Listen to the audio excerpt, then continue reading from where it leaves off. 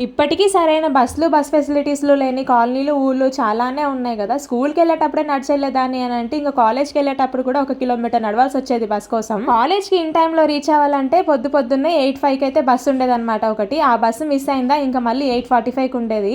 8:05కి వెళ్ళే బస్‌కి వెళ్ళామంటే 9:00 కల్లా కాలేజ్‌కి రీచ్ అయిపోయేవాళ్ళం. 8:05కి వచ్చే బస్సు గనుక మిస్ అయిందంటే ఇంకా 8:45కి వచ్చే బస్సు మాత్రమే దిక్కనమాట. ఇంకా ఆ బస్సు కోసం వెయిట్ చేసి కాళ్ళు నొప్పులొచ్చేవి. అట్‌లీస్ట్ బస్ స్టాండ్ కూడా ఉండేది కదా కనీసం కూర్చోడానికి. 8:45కి వచ్చే బస్ ఎక్కినామంటే ఇంకా ఆ రోజు కాలేజ్కి వెళ్ళినట్టే. ఒక్కోసారి 9:30, 10 కూడా అయిపోతుండే. ఒక్కోసారి ఫస్ట్ పీరియడ్ కూడా అయిపోతుండే అనమాట. మార్నింగ్ టైంలో రోడ్డు మీద ఉండే ట్రాఫిక్ సరిపోదన్నట్టు మాకు మధ్యలో ఒక దగ్గర రైల్వే ట్రాక్స్ కూడా తగిలేవి. ఇంకా అక్కడ కనుక ట్రైన్ వచ్చిందంటే గంట సేపు ట్రాఫిక్ లో ఉండిపోవాల్సిందే. సార్ అయితే ఆ రైల్వే ట్రాక్స్ దగ్గర ఫుల్ గా ట్రాఫిక్ జామ్ అయిపోయి ఇంకా హాఫ్ డే అయిపోయింది అనమాట ఆల్మోస్ట్. అప్పటిదాకా కూడా ఉన్న బస్సులోనే ఉండిపోయినాం కానీ ఒక్క ఇంచు కూడా బస్సు కదలలేదు. ఇంకేం చేస్తాం, మళ్ళీ ఆ బస్సులోనే రిటర్న్ అయితే వచ్చేసినాం అనమాట ఇంటికి. మేము ఉండే కాలనీకి అసలు ఒక్కటంటే ఒక్కటి కూడా బస్సు వచ్చేది కాదు. బస్సు సంగతి పక్కన పెడితే కనీసం ఆటోలు కూడా వచ్చేవి కావు. ఇదంతా పల్లెటూరులో అనుకుంటేనే ఏమో అనుకోవచ్చు కానీ సిటీలో కూడా ఇలాంటి కాలనీస్ ఉన్నాయి అబ్బా. స్టిల్ ఇప్పటికీ మా కాలనీకి మాత్రం బస్సెసే లేవు. అన్నట్టు మీలో ఎంత మందికి స్కూల్స్ కి కాలేజ్ కి వెళ్ళేటప్పుడు ఇట్లా బస్సుల్లో ఇబ్బంది పడే వాళ్ళు కమెంట్ సెక్షన్ లో చెప్పడం మర్చిపోకండి. అండ్ ఇక్కడ నేను చేస్తున్న రెసిపీ వచ్చేసి ఉల్లిగడ్డ శనగపప్పు కూర. మీలో ఎంత మందికి తెలుసో కమెంట్ సెక్షన్ లో చెప్పడం మాత్రం అసలు మర్చిపోకండి. ఇట్లా ఎప్పుడైనా కూరగాయలు లేనప్పుడు ఎప్పుడైనా స్పెషల్ గా చేసుకోవాలనిపించినా ఈ రెసిపీ చేస్తూ ఉంటాను. మీలో ఎంత మందికి తెలుసో కమెంట్ చేయండి.